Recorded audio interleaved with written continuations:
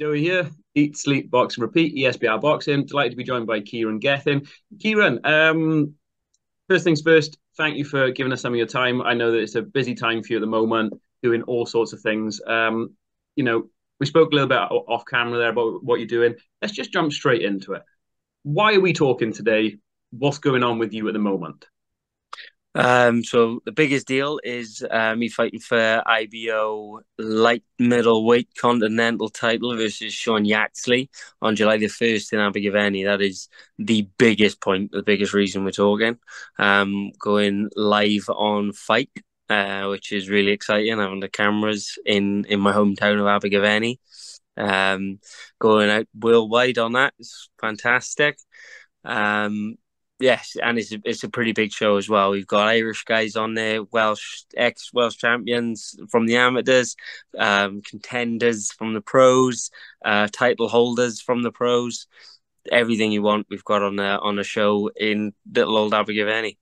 So before we go on to sort of the show aspect of it and so on, the fighter in you first of all. First and foremost, Kieran Gething's a professional boxer. So you've got fight coming up, Sean Yaxley. You said it was for an IBO title. How does little old Abergavenny, I think was how you mentioned it. How does little old Abergavenny get a fairly small horse show with two Welsh boys fighting for an IBO title? How does that come about? Because I'm a dreamer as well as a fighter. I make things happen. I've done since I was a kid. Always said things had happened. Things have happened. Um, I I've had good support from good friends, um, manager and promoter Mo Pryor, who likes making dreams come true and likes to work with good people, and that's exactly what's happening. We're working with good people to make good things happen. Um, Got to give a quick shout out to Mo Pryor. Mo Pryor is good people. Just to clear Yeah, that up. What a guy. Always been good to us at ESBR Boxing when we come along to shows and stuff. So always grateful for what he does. Um, Looking at then what you're saying about the show, this isn't the first showing of it, Abergavenny, though, is it? This isn't your debut show necessarily. So what's this, the second one? yeah. This is the second one, second professional show in over 50 years. Before that in Abergavenny, and we got two in about 3 months, two in 4 months, something crazy like that, and got to win a title on the first one back. Only a small four-fight bill, because we had a couple of late pullouts and stuff. But this is going to be a 12-fight bill, like you say, live on Fight, international cameras for two title belts actually for me and my IBO title and the Celtic title. That's a nice couple, like nice little teaser there, having a couple of titles on the line. And you talk about it being little Abergavenny, but we're hoping that the crowd isn't little. And you've got some sort of, pretty well known names in there, especially for the likes of us who know maybe the Welsh scene. So let's take a quick look at the card a little bit then. Christian Twos. Yeah. What can you tell me about Christian Twos? I've never heard anything about him. I have, obviously, but if I'm somebody who hasn't heard of Christian Twos, what do I need to know about him? Why do I need to come and see him at the show? So he's a Welsh champion at super featherweight. He's actually, I believe, he won Fight of the Year, or he should have won Fight of the Year with him and Angelo Giacone. Fantastic scrap live on S4C before. He is making a comeback after a couple of years out, stepping up in weight, and yeah, he's definitely one to watch just because he's in good fights when he boxes. He's in good fights, and he always looks in good shape, so you know he's going to bring what he can to the table. And you've got a new manager with Pat Barrett, who's going to be putting him on and going to get him the opportunities on bigger shows such as this one. Okay, jumping over to the next person then on the promo. So we've got Jamie Evans in there. Jamie Evans, a little bit maybe more of a, I'm not trying to disrespect him, but maybe a little bit more of a lesser known quantity. For those people that don't know much about Jamie Evans, what's he bringing to the show? Oh, he's only won Welsh title in every time that he entered the tournament as an amateur. So he's got pedigree, man. He's got pedigree. He's 10-0 as a pro. We've tried getting him titles, and he has proven difficult to match. But he is going to be coming there. He was hoping for a big opportunity on a larger platform. recently, but they pulled out against him. So he is going to be hopefully putting bums on seats and putting on another boxing clinic like he normally does. Speaking of bums on seats, the next name I want to throw at you, Ethan George. Ethan George got a good following from the sort of the west region of southwest Wales. Unfortunately for Ethan, and hopefully you won't mind me bringing this up, his last fight he didn't get the result he wanted. What do you know about what Ethan wants to do this time? Is it repeat or revenge? Does he just want to get back out there and make a statement? As much as I'd love to say Ethan, who was probably in the best small little fight that people have seen for years and years, in his last fight in Abergavenny Market Hall, he's not on this show. He's had a shoulder injury, so he's been pushed back to July 22. He's boxing internationally July 22 in his hometown, though, so you can't knock him for that. He's going straight back on it, even though he hurt for this one. He's got another 3 weeks or so to prepare for his July 22 one. So he's actually boxing on that one now. But yeah, the cards flitted about a bit, so I can see why the mistake was made there. But he is fantastic fighter. He knocked loads of boys out cold, kind of stone cold as an amateur. And it's literally a matter of time before he starts relaxing and doing it as a pro. Because, like I say, he was in the best, one of the best smaller fights people have seen in a long time in his last one, and he's going to bring the fire to Lanelli, hopefully.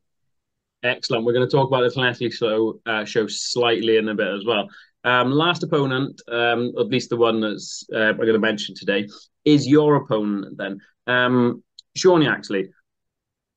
What is Sean going to bring to the fight? Let's get into maybe slightly more technical. What's Sean going to bring to this fight that you need to stop? You need to negate. You need to make sure that you leave there with the win in your mind. I've got to pour it on him. He got to struggle with the pace. He's not had it. He's not had it against the grain since he's turned pro. I don't think it's fair to say he's only done 8 rounds once, I think. And yeah, I got to pour it on him. I got to go. For anyone who's followed me for a long time, I got to go old school Gething on him and do the damage over a long term.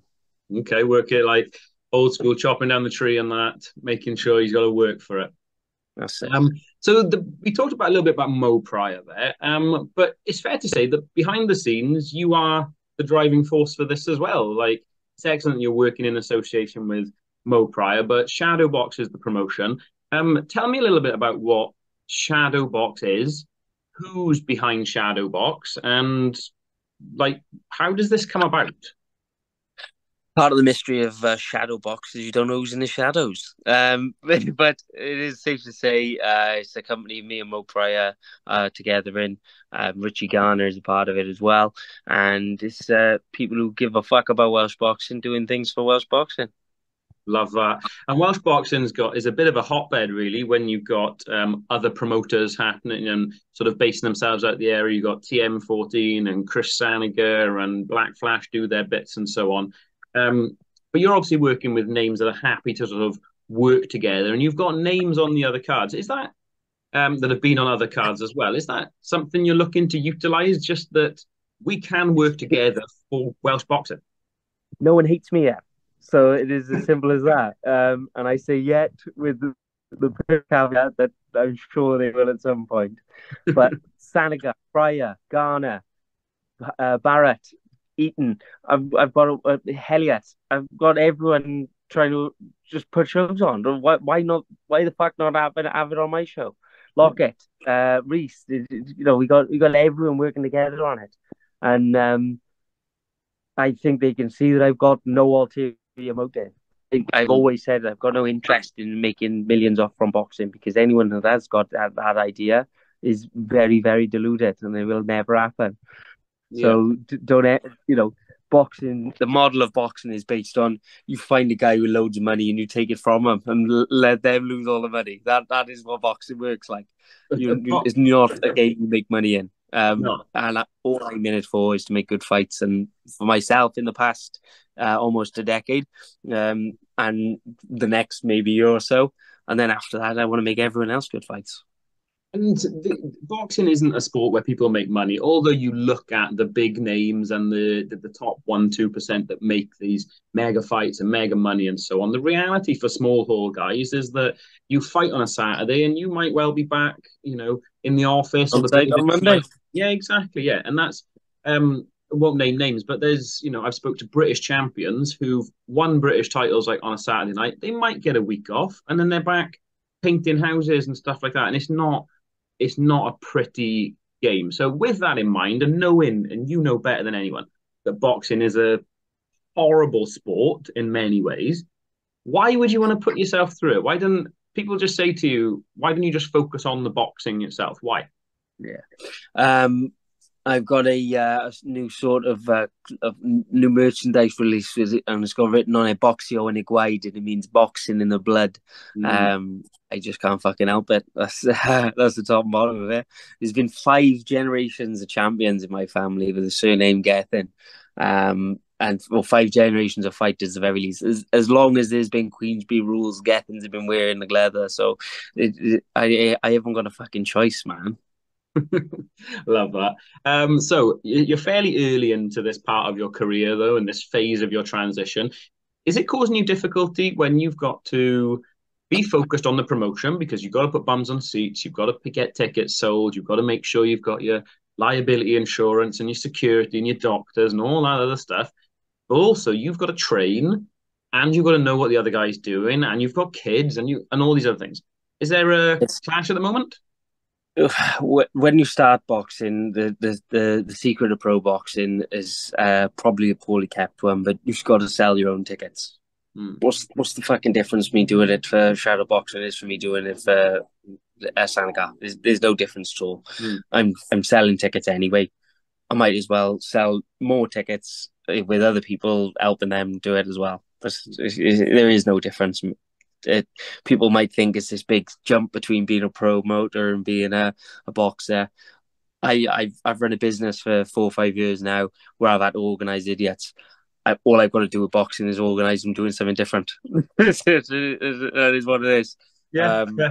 you got to you got to make sure the ambulance is there, just like I got to make sure the risk assessments are written for being on site. There is no difference. It's as simple as that. It's when you think about how to organize a show, it's get A, B, and C done, Hmm. and sell your own tickets. That is what it is.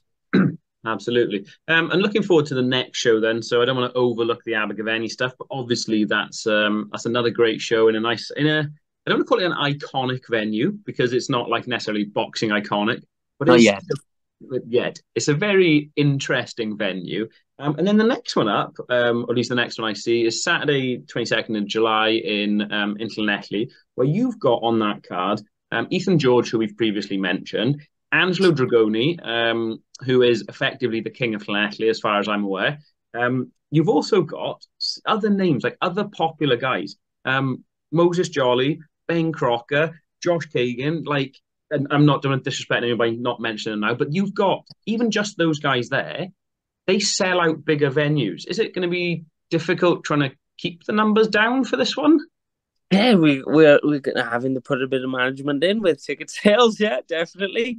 Being so close to their home as well, but that's a good thing. You want to create demand and then serve that demand. And you know Ben's not going to be bothered that he only gets to sell 100 tickets. Moses isn't going to be bothered that he only gets to sell same as Ethan, Angie, and Josh and 2 or 3 others.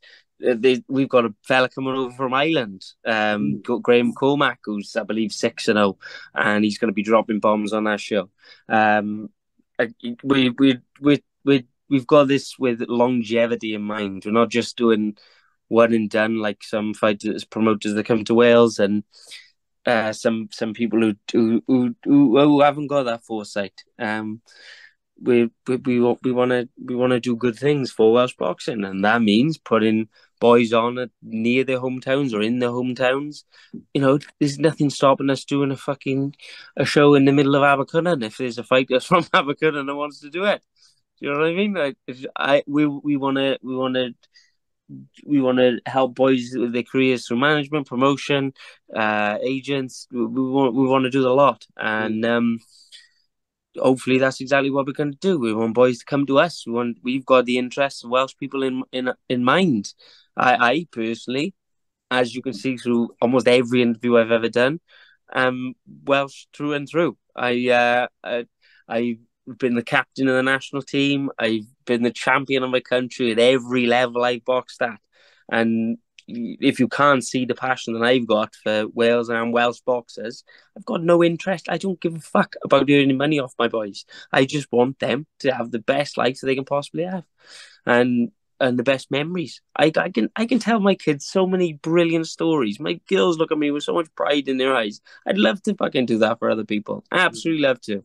And if there's anyone with half a brain coming from the amateur team, they can see that they might not be the world beaters, but I'll make them feel like it. Only a couple more questions from me. I want to stick on that one there. Without making this too much of a like a Welshy loving and stuff like that. As you can see, I'm sat. You can see where I'm sat. You can see my allegiance. You can see my allegiance as well, right? Um, it's hard to understand sometimes if you're not Welsh. This isn't saying that other people don't feel a belonging and so on, but I have conversations regularly with the ESBR team, right? Sometimes boys from London, if like don't get like a boy from Hackney. I'm not saying just Hackney, but Hackney doesn't get a Hackney crowd. Do you know what I mean? There's no association necessarily that way. But when we do content at ESBR and we talk to Ben Crocker, someone we mentioned just now, it's like everybody in Swansea wants to watch the video, or even Brandon Scott does something, and everybody in South Wales is interested. And everyone in the fucking world wants to watch it. Yeah, I know. He's blown up. He's forgot about me. Yeah, Brandon, if you're watching, we were here at the start. Back to the point though. Why is it, and what is this? I use the word tribal to explain it. Why are us Welsh people so tribal and supportive of our fighters, of our own? No, I'm a big nationalist in a way of Welsh nationalism. So I think it's probably a tribal thing with the last of the Britons. If you talk about the OGs of the country, so maybe it is that, and I feel an affinity to Celts as well, personally. So I think it is literally a tribal thing. I think I think this saying's like every Welshman can sing, and when we sing that anthem, it is a thing to behold, isn't it? And you do feel a belonging, and part of it is the language, the history, the culture, and is having an affinity with people who can walk just down the street and start talking about. There's only 3 million of us, or something tiny like that, isn't it? Or a million of us, I don't know. But yeah, it's a special thing to be Welsh. There's an excellent story, and you'll probably know more about it than I do, of when the Romans came to Britain and they invaded and they got to South Wales. And there's a really good writing of how they got to these tribal people that they couldn't get past. And it was their toughest battle, and that's pretty much where it stopped. Yes, we ran up the mountain so they couldn't catch us. Exactly, yeah. Not coming any further. The last point I wanted to make then was we talked there a little bit about homegrown boys fighting in their own towns and so on. I spoke to Eddie Hearn a couple of months ago. Actually, it was over a year ago now, off the back of the first Cordina win. And Eddie Hearn's thought process is very much about bigger time boxing. No offense to what Shadowbox is doing, but slightly different level at the moment. And his thing was very much that you need someone to spearhead Welsh boxing. It feels a little bit like what you're saying is we don't need a single figurehead. What we need is unity.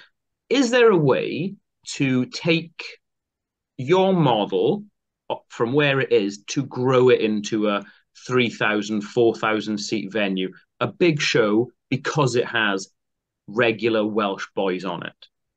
I very much hope so. You just talked 3 or 4 names that are selling 100, 200 tickets.